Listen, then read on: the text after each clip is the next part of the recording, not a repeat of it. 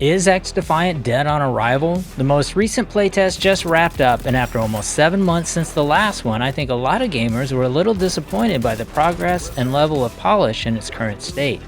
But it's not all doom and gloom. No, not that doom. And there were some bright spots. So did the delays and empty hype sink the ship before it even set sail? Mark Rubin was an executive producer at Infinity Ward during its heyday of Call of Duty 4, Modern Warfare 2 and 3, and Ghosts, and now he's at Ubisoft Montreal trying to launch a new arena shooter that is specifically designed to feel more like those Call of Duty classics. Its main selling points from the beginning have been persistent lobbies, classic minimaps, fluid movement, and skill-based matchmaking as it existed 10 to 15 years ago versus what it's become today.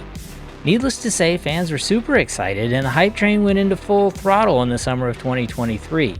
All this stuff was announced back when the new Modern Warfare 2 was out, had very restrictive movement, and had shifted from skill-based matchmaking into a very heavy-handed version of engagement-based matchmaking, which means lobbies are stacked in a way to encourage more frustration with the occasional reward, which in turn actually leads to longer play sessions. But that was over a year ago, and not only has XDefiant had delay after delay without any real release date to target, but to make matters worse, Call of Duty has actually seen improvements, at least in the areas XDefiant has been targeting. So is there any hope? First of all, let's talk about the state of the game now in April 2024. It's been a while since we've seen it, and I have to say my initial impressions were, well, let's say whelmed. I wasn't underwhelmed, I wasn't overwhelmed, I guess I was just a little surprised it wasn't more polished at this point.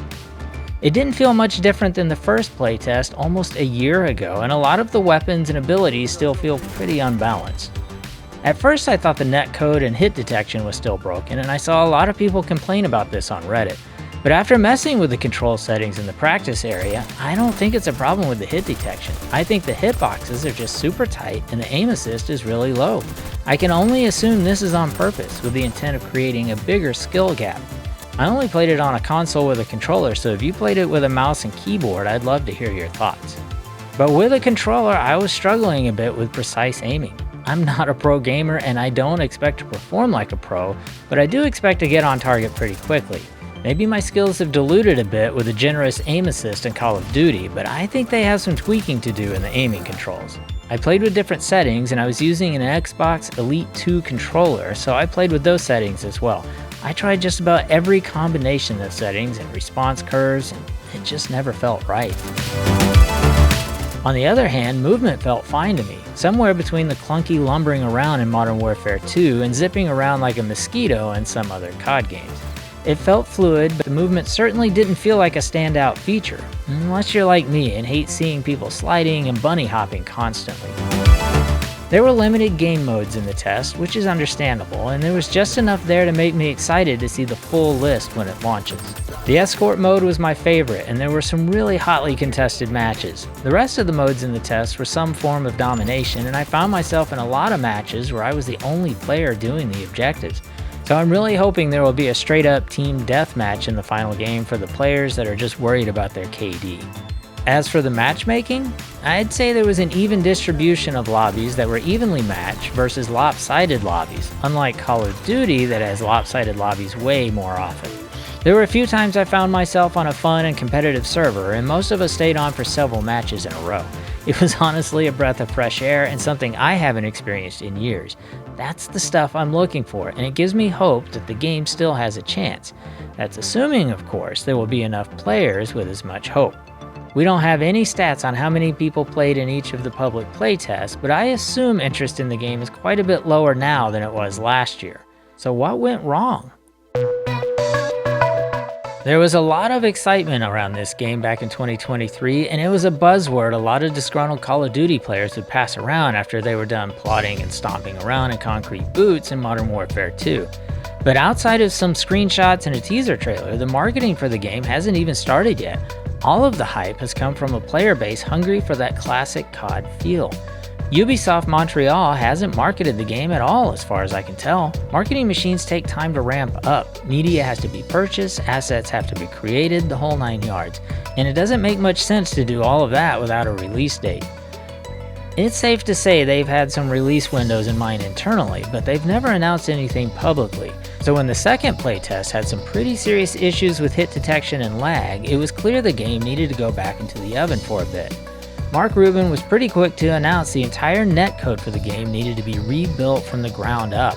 This is a free-to-play shooter after all, and the opening week of the game could actually make or break it, so it's clearly better to get it right, even if that means a delay. I mean, that's what we always say when a game is broken at launch, right? Why didn't you just delay the game? But with XDefiant, it might be a damned if you do, damned if you don't situation.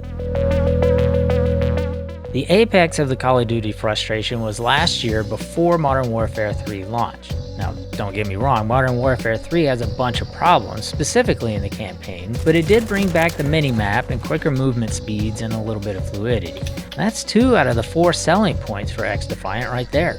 And a few months after launch, Modern Warfare 3 even brought back persistent lobbies, sort of. It's weird, you have to opt into the same lobby instead of staying on by default, but it is there, so that's 3 out of 4 selling points right there.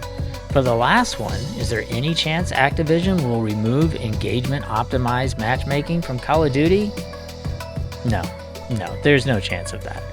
There's a link in the comments about why engagement optimized matchmaking works for publishers even though it sucks for players, and there's too much money in the veins for Activision to move away from it. So classic skill-based matchmaking is still a selling feature for XDefiant. It seems like the best time to have launched would have been last fall before Modern Warfare 3 hit the shelves and solved at least some of the problems players had with Modern Warfare 2. But next to that, I'd argue it might actually be good not to go head-to-head with the marketing behemoth that is Call of Duty.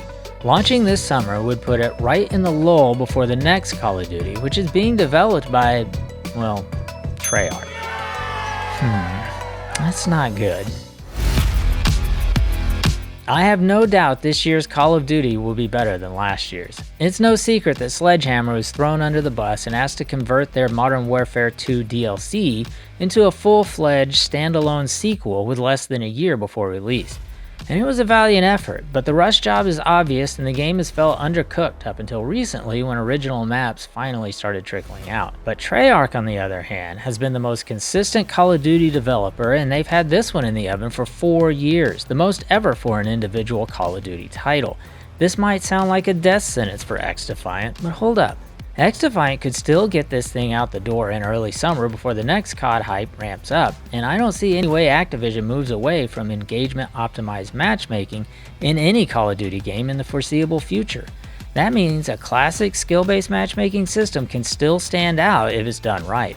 XDefiant may no longer have a leg up in movement and minimaps, but there's still hope it will bring back the fun and competitive lobbies we all remember from the late 2000s.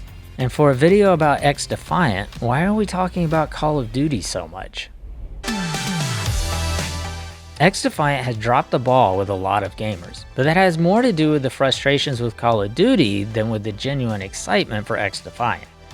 And I got news for you, some of the frustrations with CoD show no signs of going away, so that door will always be a little open. So is XDefiant a CoD killer? No, not even close. After all, this is only an arena shooter with no campaign or Warzone or zombies, but it doesn't have to be a CoD killer. If it can give me a taste of those classic games with some modern touches like the escort mode ripped straight from Overwatch, I'll be there. I hope they revisit the hitboxes and aiming, but overall I'm excited to see what this thing looks like at launch. In a perfect world, XDefiant would have been solid and polished and launched last year. They would have swooped in to hit all those spurned Call of Duty gamers on the rebound. But it's not too late, and at the end of the day, if the game is able to recapture even a fraction of what it was like to play Call of Duty in its heyday, then this is going to make a splash and find an audience no matter when it's released. Now, to learn more about why players hate EOMM, even if they don't know about it, check out my video about how Call of Duty and games like it are tricking you into playing more and spending more money. And be sure to like and subscribe somewhere along the way. And thanks for watching.